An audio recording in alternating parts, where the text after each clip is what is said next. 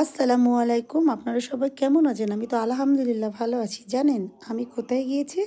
এটা হচ্ছে শিয়ালদা স্টেশনের ওইখানেরই সবজির একটা মার্কেট। খুবই সুন্দর। পাশে আবার জামাকাপড়ের মার্কেটও আছে। আর বড় করে যদি ভিডিওটা দিই তাহলে আপনারা দেখবেন না। এইজন্য ছোট করে দিয়েছি। দেখেন সবজির মার্কেটে খুবই দাম কম।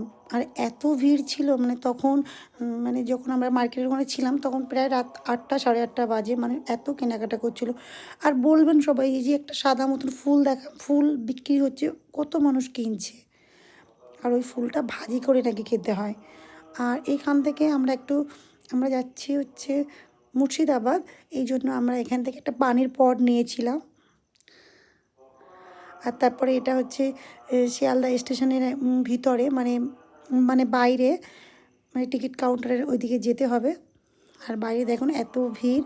আর এখানে কিন্তু খুবই মানে চুরি হয়ে যায় জিনিসপত্র, খুবই সাবধানে থাকতে হবে। এই তো আমরা ট্রেনে উঠে গিয়েছি।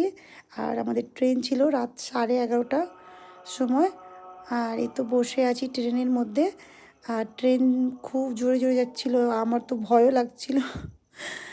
আর তারপরে দেখেন আমি কেমনভাবে নড়ছি, মানে কত স্পিড যাচ্ছিল ট্রেনটা।